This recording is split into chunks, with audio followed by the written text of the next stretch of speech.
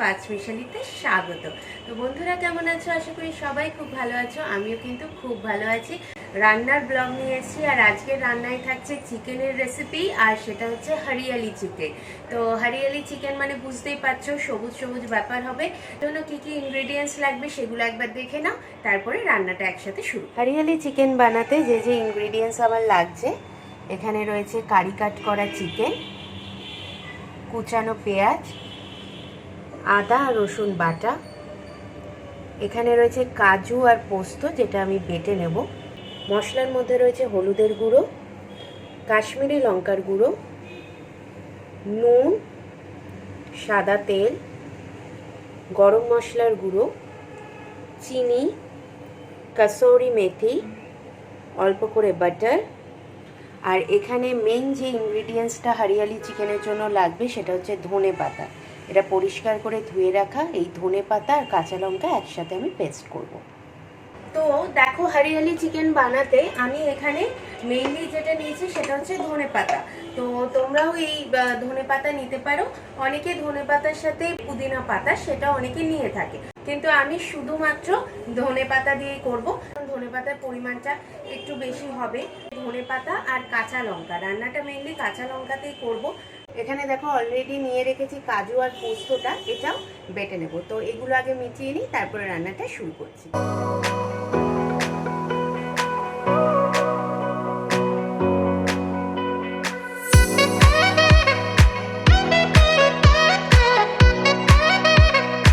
পাতা আর কাঁচা লঙ্কাটা বেটে নিলাম, আর এখানে কাজু আর পোস্তটাও বেটে নিলাম। এবার চলো রান্নাটা শুরু করি। তো দেখো বন্ধুরা, নিয়ে নিলাম একটা কড়াই। তো সবার প্রথমে আমি যেটা করব, চিকেনটা একটুখানি ফ্রাই করে নেব। তো সেজন্য আমার যেটা লাগবে, এই বাটারটা এরকম হাফ চামচ মতো বাটার দিয়ে দিলাম। সঙ্গে এখানে রয়েছে সাদা তেল, এটাও আমি এখানে 5-6 চামচ মতো দিয়ে দেবো। তো আজকের এই রান্নাটাই কিন্তু অনেকটাই তেলের ব্যবহার হচ্ছে, সাথে একটু বাটারও ইউজ করছি যাতে খেতে খুব ভালো হয়। এই রান্নাটা বাড়িতে গেস্ট আসলে অবশ্যই ট্রাই করো, ভীষণ ভালো খেতে হয়। আর আজকে একটু অন্যভাবে করছি বলতে, ওই কাজু আর পোস্ত বাটাটা আমি আগে কোনোদিনই দিইনি, আজকে ভাবলাম একটু অন্যভাবে করি। তো দেখো, চিকেনগুলো আমি নর্মালি জাস্ট চিকেন দিয়ে দিচ্ছি, এর মধ্যে কিন্তু কোনো রকম নুন হলুদ কিছুই আমি মেশালাম না। জাস্ট চিকেনগুলো এপিট ওপিট করে একটু ফ্রাই করে নেবো আর কি।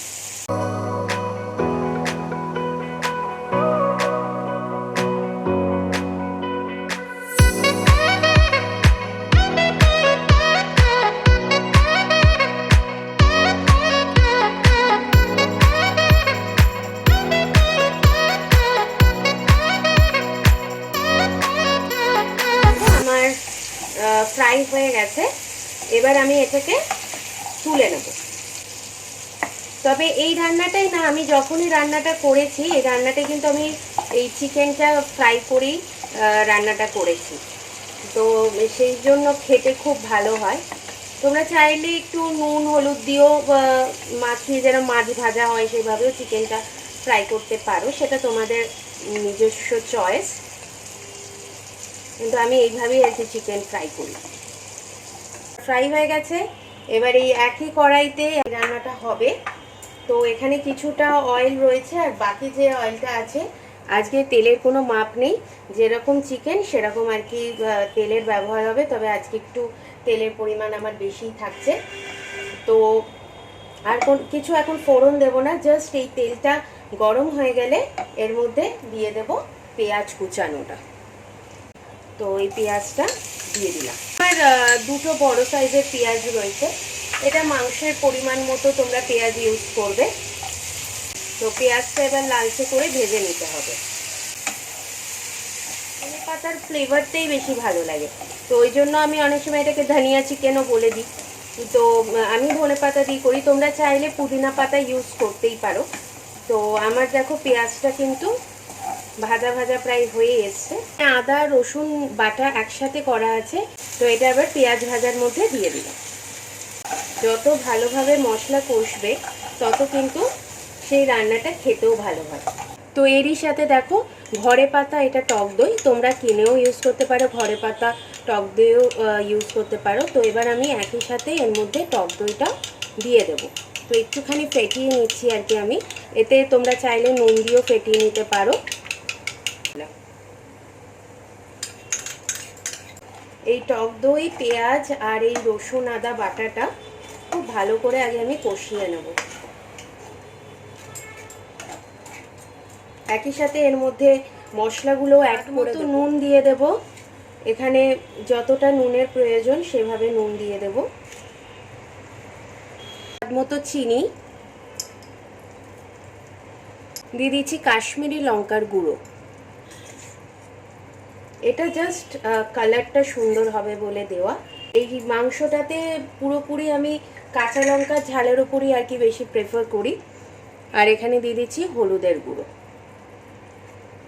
তো এবার পুরো এই মশলাটাকে ভালো করে কষাতে হবে, বেশ অনেকটা সময় দিয়ে কষাতে হবে। যতক্ষণ না তেলটা বেরিয়ে আসছে ততক্ষণ কিন্তু মশলাটাকে কষাতে হবে।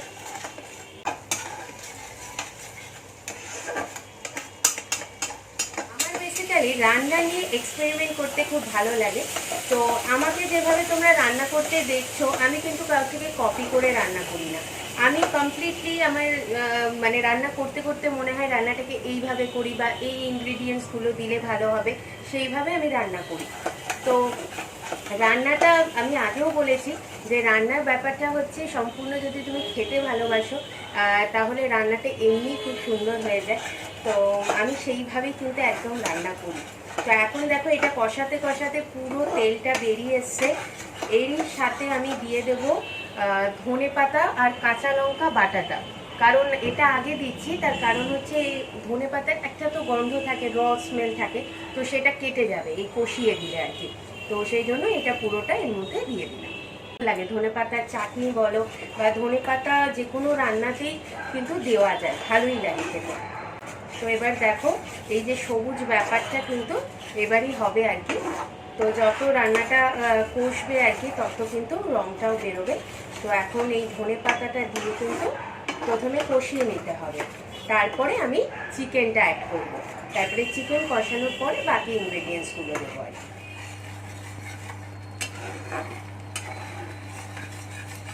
অনেকেই চাইলে তোমরা জিরের গুঁড়ো বা ধনের গুঁড়ো ইউজ করতে পারো, তবে আমি ইউজ করছি না, তোমরা চাইলে ইউজ করতে পারো। তো এবার চিকেনগুলো একে একে কিন্তু আমি এই মশলার মধ্যে দিয়ে দিলাম। দেখো যে জুসটাও বেরিয়েছে, এটাও আমি দিয়ে দিলাম। মিক্স করে নেব।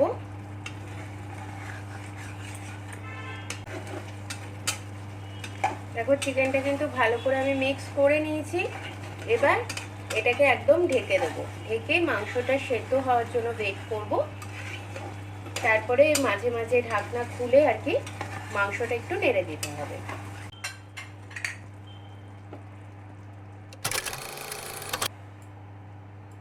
তো এবার ঢাকনাটা তুলে দেখা যাক। তো চিকেনটা এখন ফুটছে। তো এবার একটুখানি জাস্ট চিকেনটাকে নাড়িয়ে দিয়ে এবার আমি যে কাজু আর পোস্ত বাটাটা রয়েছে এবার সেটা এর মধ্যে অ্যাড করে দেবো। তো এখানে কাজু আর পোস্ত বাটাটা রয়েছে, এটা পুরোটা অ্যাড করে দিচ্ছি এই চিকেনটার মধ্যে। এই পোস্ত আর কাজু বাটাটা দিয়েও আমাকে এবার একটু নাড়াচাড়া করে ঢাকনা দিয়ে ঢেকে দিতে হবে চিকেনটাকে। আরও একবার আমি চিকেনটাকে ঢেকে দেবো। তো চলো এবার চিকেনটা ফাইনাল লুকটা দেখা যাক। আশা করছি চিকেনটা সেদ্ধও হয়ে গেছে। এবার গ্যাসটাকে কিন্তু বাড়িয়েই দেবো। বাড়িয়ে দিয়ে এতটা গ্রেভি রাখবো না। এবার গ্রেভিটা তোমাদের পছন্দ অনুযায়ী, যে যতটা গ্রেভি পছন্দ করবে ততটাই রাখবে। তো আমি এতটা গ্রেভি রাখবো না, তো আমি একটু শুকিয়ে দেবো। তো এরই সাথে এবার লাস্ট যে দুটো জিনিস বাকি আছে, গরম মশলার গুঁড়ো, সেটা নিজেদের পছন্দ মতো দিয়ে দেবে। আর দেখো নিয়ে নিয়েছি কাসুরি মেথি। এই কাসুরি মেথিটা হাতেই ক্রাশ করে কাসুরি মেথিটা ছড়িয়ে দেবে। এবার মাংসটাকে একটু নাড়াচাড়া করে এবার আর একটুখানি গ্রেভিটা আর কি কমিয়ে নিয়ে সার্ভ করে দেবো। তো চলো এবার এটাকে সার্ভ করব, তারপর তোমাদের ফাইনাল লুকটা দেখাচ্ছি কীরকম হলো আজকের হরিয়ালি চিকেন। এবার অবশ্যই কমেন্ট করে জানাবে কীরকম লাগলো আজকের এই রেসিপিটা। আর যদি ভালো লেগে থাকে তাহলে প্লিজ কী করতে হবে তোমরা জানো, লাইক করতে হবে, শেয়ার করতে হবে, আর চ্যানেলটাকে সাবস্ক্রাইব করতে হবে। যারা আমার চ্যানেলে নতুন আসছো, দেখছো আমার চ্যানেলটা, তারা প্লিজ সাবস্ক্রাইব করে পাশে থেকো। তো চলো এবার এটাকে সার্ভ করে নিই। বন্ধুরা আমি সার্ভ করে নিয়েছি, ওপর থেকে দিয়ে দিয়েছি একটুখানি ফ্রেশ ক্রিম, আর বাটারটা মেল্ট হয়ে গেছে, একটু বাটার বেঁচে ছিল তো ওটাও দিয়ে দিলাম।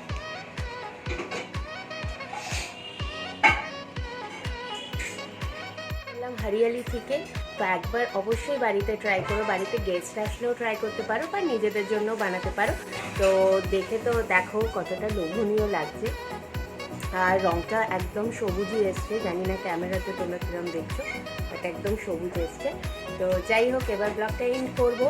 তো আশা করি তোমাদের ব্লগটা ভালো লেগেছে, রান্নাটা ভালো লেগেছে। তো যদি ভালো লেগে থাকে তাহলে প্লিজ সাবস্ক্রাইব করে দিও, চ্যানেলটাকে লাইক করে দিও, শেয়ার করে দিও, আর অবশ্যই কমেন্ট করে জানাবে কিন্তু কেমন লাগলো আজকের এই রেসিপিটা।